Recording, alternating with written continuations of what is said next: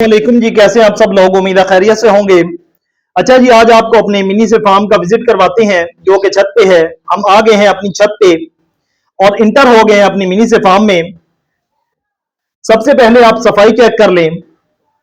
यह सफाई बहुत जरूरी है। 90% बीमारियां सफाई ना करने की वजह से आती हैं, इसलिए सफाई का बहुत ख्याल रखना है। इस पे किसी किस्म का कोई कॉम्प्रोमाइज नहीं करना। इससे आपके जानवर भी खुश रहेंगे और बीमारी भी अल्लाह के फजल से बहुत कम आएगी। तो अब बात करते हैं जी शेड की लंबाई की। इसकी लंबाई तकरीबन 20 फीट है। मेरे पास छत पे इतनी ही जगह थी, बाकी आपके पास जितनी ज्यादा जगह होगी उतना ही बेस्ट रहेगा। अच्छा जी, लंबाई इसकी 20 फीट है और चौड़ाई इसकी 10 फीट है। अगर आपके पास भी जगह कम है और आप भी बकरियों के शौकीन हैं तो आप भी ऐसा शेड तैयार कर सकते हैं और बासानी अपनी घर की छत पे अपना शौक पूरा कर सकते हैं। आप सब जानते हैं कि बकरियों के बहुत सारे फायदे हैं।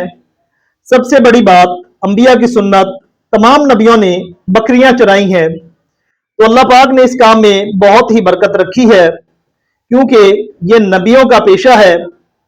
बकरी घर में लाजमी रखें, इसका होना ही घर में बरकत है। अच्छा जी, लंबाई और चौड़ाई पे हम बात कर चुके हैं। अब बात करते हैं ऊंचाई की। इसकी ऊंचाई है जी 8 फीट। ये चेक करें, ठीक है जी, जमीन से छत तक 8 फीट है। ना ज्यादा ऊंचा रखना है और ना ही ज्यादा नीचे लेके आना है। आप जब भी बकरी का शेड बनाएं तो ऊंचाई 8 से 10 फीट ही रखें, ये बेस्ट है। अगर आप इससे ऊंचा करेंगे तो गर्मियों के लिए तो बेस्ट रहेगा, मगर सर्दियों में यहाँ बहुत सर्दी होगी, तो हमने गर्मी और सर्दी दोनों को मद्देनजर रख के शेड बनाना है। तो याद रखें, बकरी के शेड के लिए 8 से 10 फीट ऊंचाई काफी है। इससे गर्मी में भी बचत रहती है और सर्दी में भी बचत रहती है। लंबाई, चौड़ाई और ऊंचाई पे बात हो चुकी है। फिर से एक बार बता देता हूं, इस शेड की लंबाई 20 फीट, चौड़ाई 10 फीट और ऊंचाई 8 फीट है। बाकी आप अपने हिसाब से बना सकते हैं। अब बात करते हैं जी हवा की क्रॉसिंग की। हवा की क्रॉसिंग और धूप, ये बकरियों के लिए बहुत ही ज्यादा जरूरी है। आप ये हिसाब लगा लें जितना उनके लिए खुराक और पानी।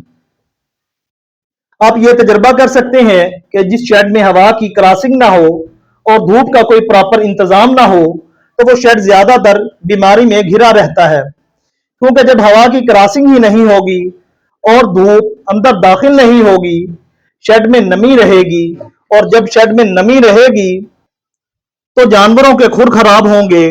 खराब खुर से आहिस्ता आहिस्ता जानवर लंगड़ापन का शिकार हो जाता है।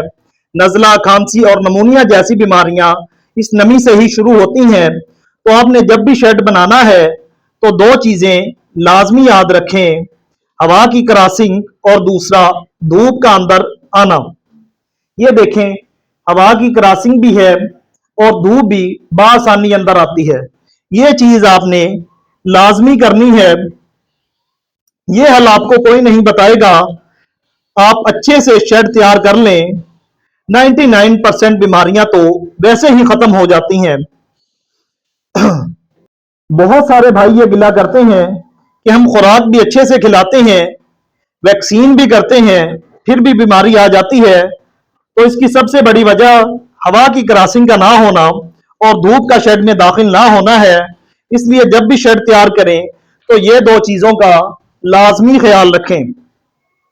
अब बात करते हैं जी छत की। तो मैं आपको रिकमेंड करूंगा कि छत आप पक्की डालें, जैसे ये डली हुई है, ठीक है। अगर आप इससे बेहतर डाल सकते हैं तो इससे बेहतर डाल लें। बहुत सारी वीडियोस में बताया जाता है कि बांस की छत डाल लें, 10 से 20 हजार में डल जाती है, मगर मैं आपको हरगिज वो छत रिकमेंड नहीं करूंगा, क्योंकि वो छत सस्ती तो जरूर है मगर पायदार नहीं, बल्कि ऐसे कह लें कि नुकसानदाह है। नुकसानदाह कैसे है, बहुत से भाइयों का सवाल होगा। तो जवाब है जी, जब बारिशों का सिलसिला स्टार्ट होता है, चाहे गर्मी है या सर्दी, तो वो छत टपकने लग जाती है। अगर वक्फे वक्फे से बारिश हो तो गुजारा हो जाता है, मगर अगर मुसलसल बारिशें स्टार्ट हो जाएं जैसा कि आजकल हो रही हैं तो वो छत टपकने लग जाती है, जो कि पूरे फार्म के लिए खतरे का सबब है। तो कोशिश ये करें कि छत आपकी पक्की हो, पायदार हो, जिसमें पानी ना टपके। ये थी पूरे शेड की मालूमात जो मैंने आप सब भाइयों के साथ शेयर की है। उम्मीद करता हूं कि आपको बहुत पसंद आई होगी। अगर आप चाहते हैं कि ऐसी वीडियोस आपको मिलती रहें तो चैनल को सब्सक्राइब करें और बेल के आइकन को भी प्रेस कर दें ताकि हर नई आने वाली वीडियो का नोटिफिकेशन सबसे पहले आपको मिल सके। दुआ में याद रखिएगा। शुक्रिया। अल्लाह हाफिज।